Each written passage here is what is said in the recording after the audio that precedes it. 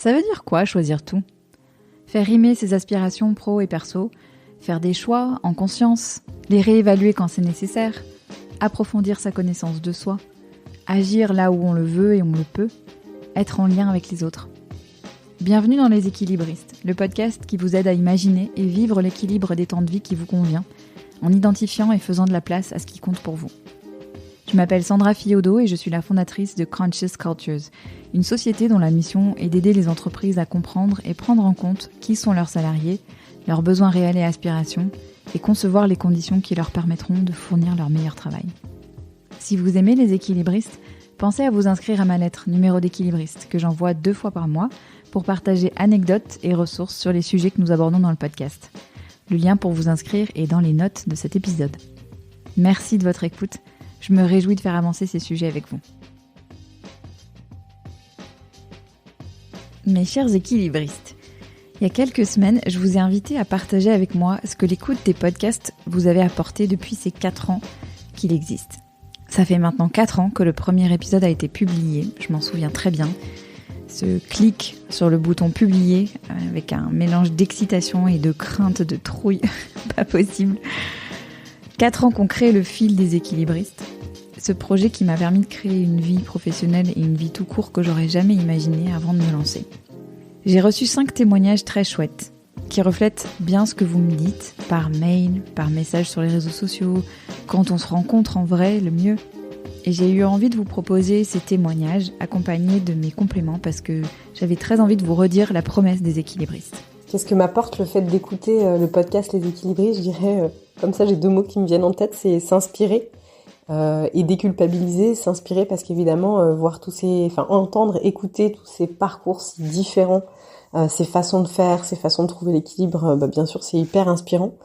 Et puis déculpabiliser parce que voilà, à chaque fois qu'une amie me dit qu'elle a un sujet avec la charge mentale, je lui envoie l'épisode 15 avec le docteur Aurélia Schneider et je lui dis surtout de ne pas culpabiliser. Donc, par exemple, si elle achète un 4x4 brossard pour l'anniversaire de son enfant qu'il va fêter à l'école au lieu de faire ce gâteau avec lui, parce qu'en fait, ça n'aura pas d'impact sur cet enfant qu'on met tout son cœur et son énergie à élever le mieux qu'on peut et à accompagner le mieux qu'on peut.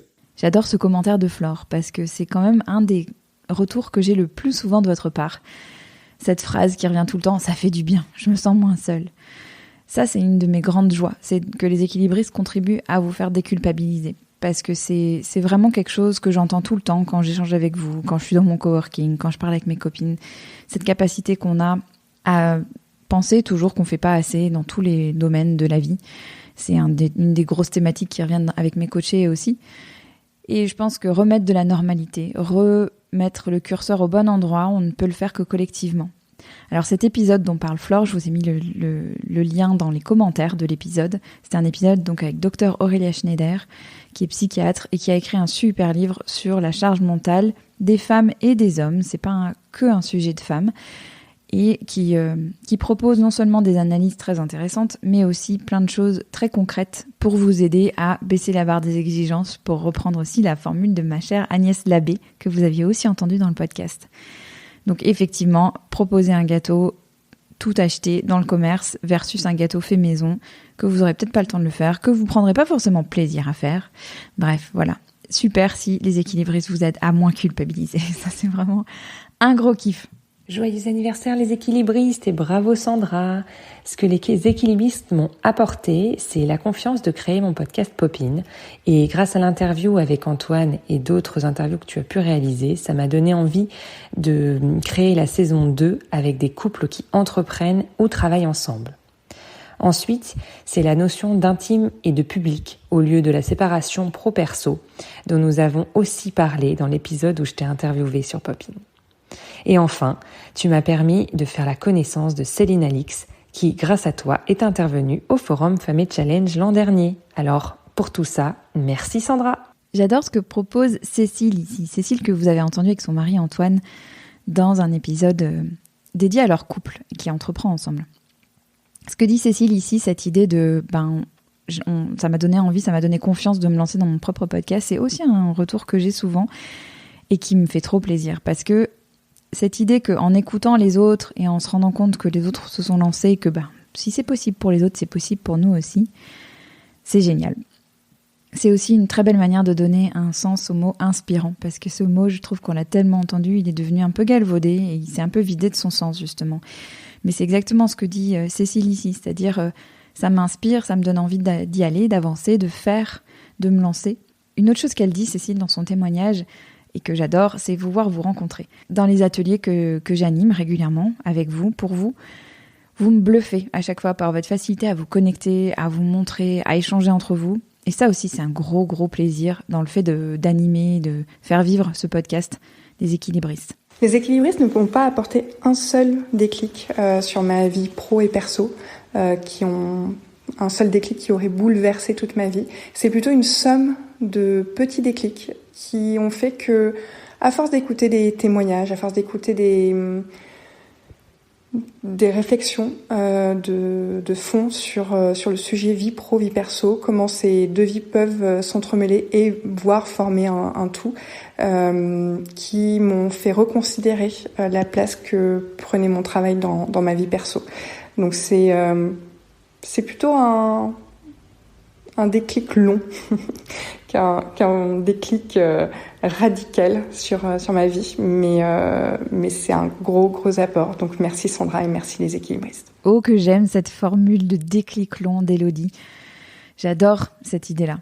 C'est très en phase en plus avec la manière dont les équilibristes se sont construits, et ça c'est un message que j'aimerais vous faire passer aussi si vous avez envie de vous lancer dans un projet créatif, cette notion de lentement et sûrement. Ce que j'aime aussi dans ce que dit Élodie, là, c'est le pouvoir qui réside dans le fait d'entendre les histoires des autres.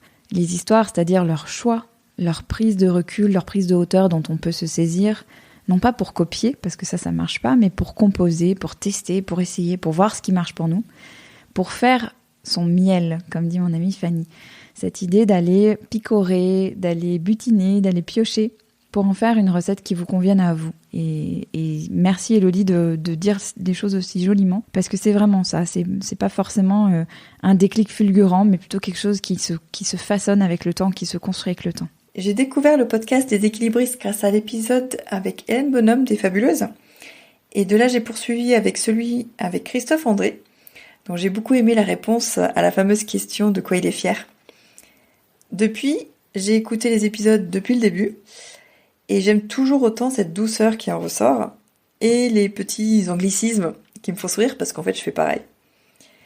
Tous ces témoignages, que j'ai écoutés finalement en quelques mois, m'ont permis de mettre des mots sur ce qui me préoccupe ces derniers temps. Et j'ai pu à mon tour verbaliser mes envies à mon entourage et d'éclaircir mes perspectives d'avenir. Donc rien que pour ça, Sandra, merci beaucoup. Merci pour ton travail. Et je te souhaite maintenant une bonne journée, ou comme j'aime dire, have a nice day. Merci Laetitia de rappeler quelque chose de fondamental dans son témoignage. C'est le fait de mettre les mots pour que l'entourage puisse être là. C'est vraiment un sujet aussi qui me tient vraiment à cœur dans ce podcast, et puis aussi dans le travail que je mène auprès de mes clients, en corporate et de coaching. C'est cette idée que l'équilibre, c'est vraiment pas quelque chose qu'on se construit tout seul. C'est un projet commun. Dont on est le capitaine, dont on est le maître, bien sûr, mais pour lequel on a aussi besoin d'un équipage. Et je trouve ça très juste ce que tu rappelles, cette idée d'arriver à affiner ce qu'on veut et ce dont on a envie, ce dont on a besoin pour soi, pour pouvoir le mettre en mots pour son entourage. Ça, c'est beau. Bonjour Sandra. Moi, j'ai rencontré les équilibristes quasiment au début, à un moment où j'étais en très grande perte de sens dans mon travail et où vraiment je comprenais pas comment j'avais pu en arriver là, alors que vraiment c'est un métier que j'adore, mais je trouvais qu'il ressemblait plus à rien. Et je me souviens de l'épisode qui a été le déclic, c'est celui où tu as interviewé Céline Alix. Et là, ça a vraiment résonné très fort en moi, tout ce qu'elle disait. Ensuite, j'ai lu son livre et je me suis dit, mais oui, c'est ça le problème. Et à partir de là, avec mon mari, on a cherché comment s'extraire du n'importe quoi professionnel dans lequel on était plongés tous les deux. Et on a pris nos enfants sous le bras, on a fait 900 kilomètres, on est retourné dans une région qui avait du sens pour nous, sur des postes qui avaient du sens pour nous, et on continue à avancer tout doucement, mais vraiment, en grande partie, c'est grâce à toi et c'est grâce aux équilibristes. S'inspirer, c'est génial. Faire, c'est encore mieux. Et ce genre de témoignages-là, les choix courageux, les choix vraiment courageux qui sont faits pour préserver, créer une vie qu'on a envie de vivre pour soi, pour les gens qu'on aime, les gens qui sont autour de soi, c'est un truc ça me donne des frissons en fait, d'entendre ça et de lire les témoignages, de lire l'histoire en détail qui est attachée à cette histoire-là. Voilà, de se mettre en mouvement et de redonner du sens à ce qu'on fait, c'est aussi un des gros objectifs des équilibristes. Ça demande des choix et ça demande du courage. Et cette notion de choix, j'ai envie que de plus en plus on en parle dans les équilibristes parce que les choix c'est beau. Les choix c'est dur, mais les choix c'est beau.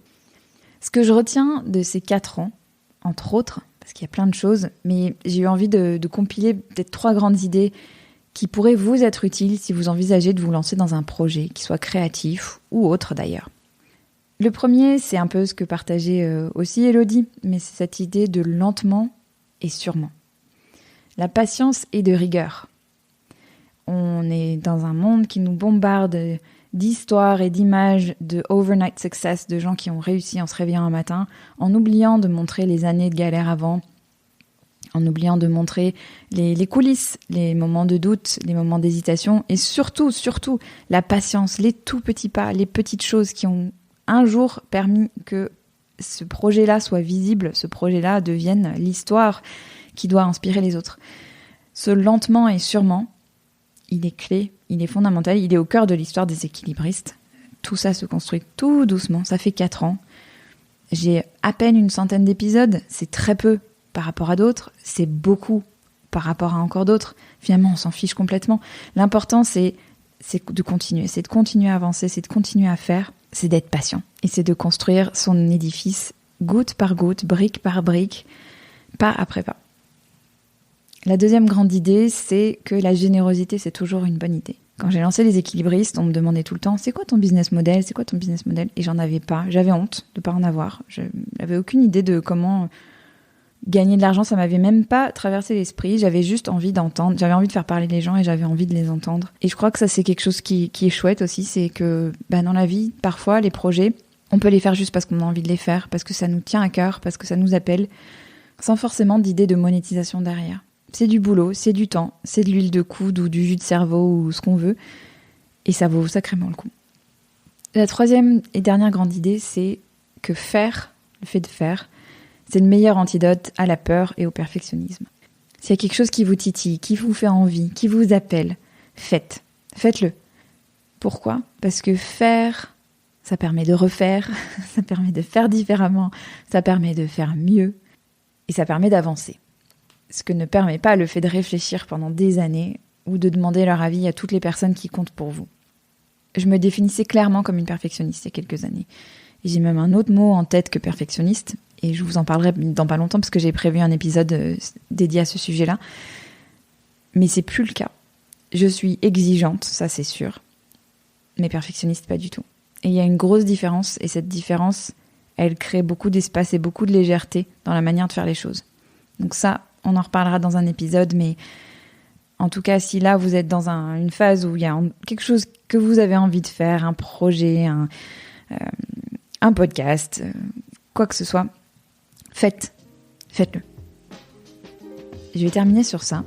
Il n'y a pas longtemps, une autre formidable Laetitia m'a demandé quel était l'ADN des équilibristes. Et il y a 3 mots qui me sont venus. Curiosité, exigence et joie. Donc c'est la promesse que je vous fais de rester là-dedans. Et je termine sur un gros merci à mes chers équilibristes que vous avez entendus. Flore, Cécile, Elodie, Laetitia et Sophie. Et merci à vous qui nous écoutez de plus en plus nombreux et de manière fidèle. Je me sens très riche de tout ce qu'on construit ensemble. Et j'ai des projets plein ma besace pour continuer à tisser avec vous. Je vous en reparlerai très bientôt.